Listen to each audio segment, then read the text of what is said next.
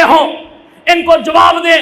کوئی ادیب ہے تو وہ تحریریں لکھ کے جواب دے, کوئی خطیب ہے وہ تقریریں کر کے ان کو جواب دے, کوئی مجاہد ہے ان کے ساتھ جہاد کر کے گردنیں کاٹ کے ان کو جواب دے, کوئی جج ہے تو وہ عدالت میں فیصلے کر کے ان کو جواب دے. یہ مجھے اور آپ کو محمد علیہ السلام کا حکم ہے, جیسے اللہ کے رسول علیہ السلام نے حسان بن ثابت کو کہا تھا قوم فاجب. اللہ کے رسول علیہ السلام کی گستاخیاں ہوتی رہیں, لیکن قربان جاؤں میرے نبی سے محبت کرنے والوں کے انداز بھی نرالے تھے. میرے نبی کے ساتھ میرے نبی کی چاہت کرنے والوں کے انداز بھی نرالے تھے. انہوں نے کافروں نے گستاخیوں کی حد کر دی, میرے نبی کے جانثاروں نے محبت کی حد کر دی. صحابہ کرام نے ثابت کیا کہ دنیا کی ہر چیز اور دنیا کی ٹوٹل کل متاع جو ہوتی ہے وہ سب کچھ لٹا کر بھی مسلمان سمجھتا ہے کہ نبی کے ساتھ محبت کا حق ادا نہیں ہوا.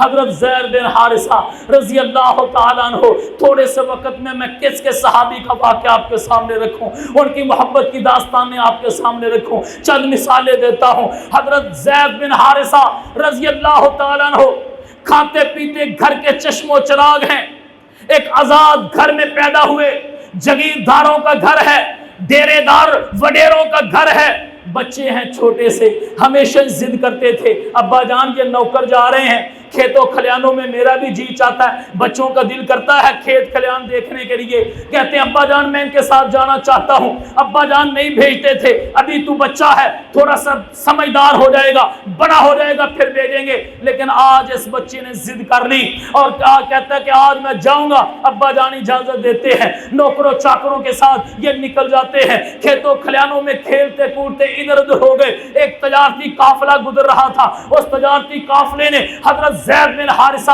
رضی اللہ تعالیٰ عنہ کو پکڑ لیا, ان کو گرفتار کر لیا اور چوری چھپے ان کو لے کر نکل گئے اور پھر ان کو منڈیوں کے اندر بیچنا شروع کر دیا. وہ جو آزاد گھر میں پیدا ہوا تھا حضرت زید, آج وہ غلامی کی زندگی گزارنا شروع کر دیتا ہے. یہ بکتا بکاتا آگے نکلتا چلا گیا. حضرت زید بن حارث رضی اللہ تعالیٰ عنہ کے والد محترم اس قدر اپنے بیٹے کی جدائی میں غم زدہ ہوتے ہیں, نڈال ہوتے ہیں, پریشان ہوتے ہیں, رو رو کے برا حال کر لیتے ہیں, آنکھوں کی بیرائی چلی جاتی ہے. ماں کی اپنی جگہ پر کفیت ہے, جو بھی تجارتی قافلہ آتا وہ سب کہتے یار میرے زید کا کسی کو پتا چلے تو مجھے بتلائیے گا, میں دنیا کی ساری دولت لٹا دوں گا پر اپنے بیٹے کو حاصل کرنے کی پوری کوشش کروں گا.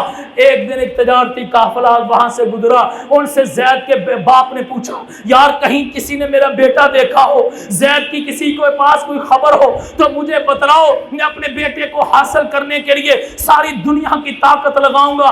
انہوں نے بولا آپ کا بیٹا بہت اونچی جگہ پر پہنچ چکا ہے, ایسی اونچی جگہ پر پہنچ چکا ہے عام بندے کی اپروچ وہاں پر نہیں جا سکتی, اور بتلاؤ تو صحیح میرا بیٹا کہاں چلا گیا ہے. کہتے ہیں وہ مکہ کے اندر چلا گیا ہے, اور جس بندے کے پاس ہے لوگ اس کو محمد کہتے ہیں صلی اللہ علیہ وسلم, لوگ اس کے متعلق بڑی بڑی باتیں کرتے ہیں, اس کا اخلاق بڑا اعلیٰ ہے, اس کا کردار بڑا شاندار ہے, وہ یتیموں کے اوپر شفقت کرتا ہے, غلاموں کے حقوق بتلاتا ہے, بڑا عظیم انسان ہے. لیکن اس بندے تک پہنچنا ہر بندے کی بس کی بات نہیں ہے. وہ کہتا ہے یار بتلاؤ تو صحیح, ایڈریس تو بتلاؤ, میں جاؤں گا, میں بات کروں گا, میں بھی خاندانی وہ بھی خاندانی, مل کے بیٹھ کے بات کریں گے, مسئلہ حل ہو جائے گا. بولا کہ تمہارا بیٹا محمد علیہ السلام کی ان کی غلامی قبول کر چکا ہے. یہ باپ اپنا سامان خرد و نوش لیتا ہے اور رخت سفر باندھتا ہے, مکہ پہنچتا ہے,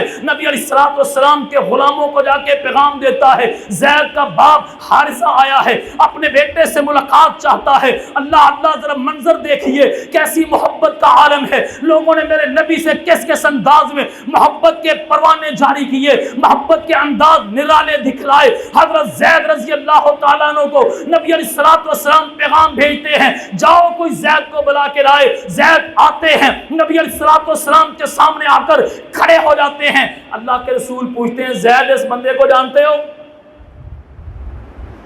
آنکھوں میں آنکھیں ڈلی, آنکھوں سے آنسو آئے. کہتے اللہ کے رسول یہ تو میرے والد محترم ہے, یہ تو میرے ابا جان ہے. اللہ اللہ, اللہ کے رسول فرماتے ہیں ملو آپس میں. یوں محبت کی جفی ڈلی. باپ اپنے بیٹے کے گلے میں لگا, بیٹا اپنے باپ کے گلے میں لگا اور باہوں میں باہیں ڈلی. پرانی محبتیں تازہ ہو گئی, پرانی محبتیں اور یادیں اور باتیں تازہ ہوئیں.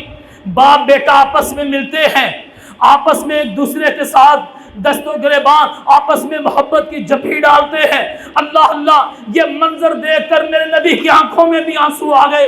یہ محبت کا انداز دیکھ کر وہاں پر موجود میرے نبی کے صحابہ کی آنکھوں میں بھر آئیں.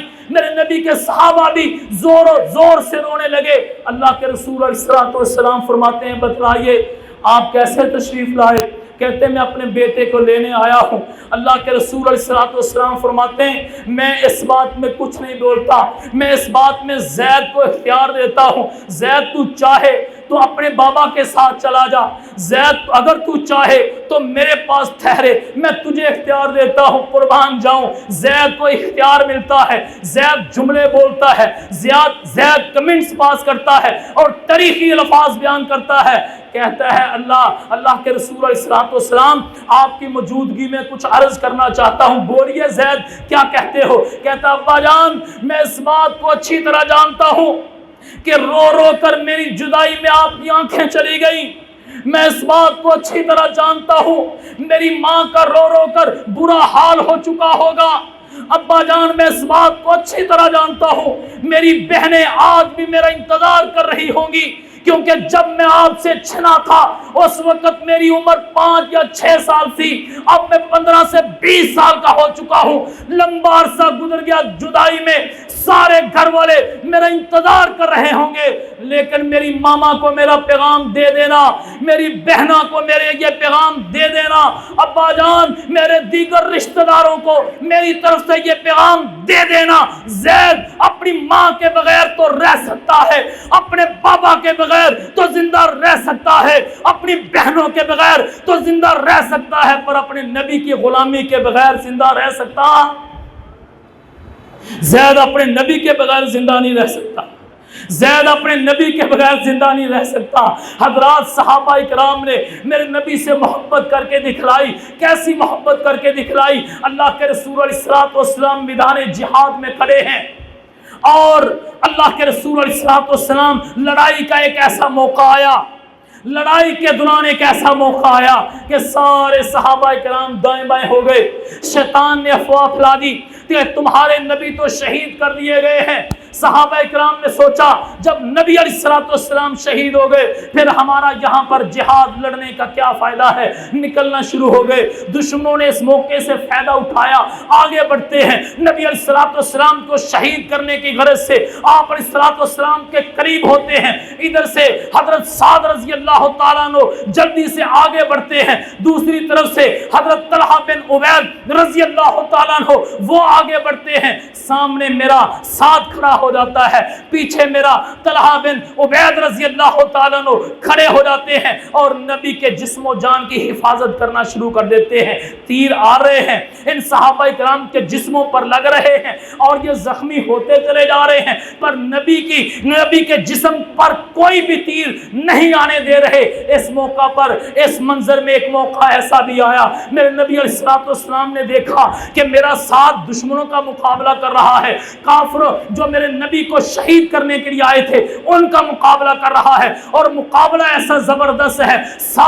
سعد رضی اللہ تعالیٰ عنہ جس کا نشانہ لیتے ہیں تیر بہدف لگتا ہے. اللہ اللہ, نبی علیہ السلام خوش ہو جاتے ہیں, اپنے تیر بھی اپنے ساتھ کو دے دیتے ہیں. عبد الرحمن تو بھی آجا, اپنے تیر میرے ساتھ کو دے دے. آجا بلال تو بھی آجا, اپنے تیر میرے ساتھ کو دے دے. عبداللہ بن مسعود تو بھی اپنے تیر میرے ساتھ کو دے دے. اور ساتھ کریے دعائیں کرتے چلے جا رہے ہیں. ارمی یا سعد فدا کا ابی و امی, ارمی یا سعد فدا کا ابی و امی. اے سعد تیر چلاتا چلا جا, میری ماں بھی تجھ پر قربان ہو, میرا باپ بھی تجھ پر قربان ہو. آج میں اور آپ کہتے ہیں نا فدا کا ابی و امی یا رسول اللہ صلی اللہ علیہ وسلم, اے اللہ کے رسول میرے ماں باپ آپ پر قربان ہو. لیکن نبی کی شان میں بولنے والا, نبی کی عزت کی حفاظت کرنے والے کو میرے نبی خود فرما رہے ارمی یا سعد فدا فداک ابی و امی ارمی یا سعد، سات تیر چلاتا چلا جا، میری ماں بھی تجھ پر قربان، میرا باپ بھی تجھ پر قربان۔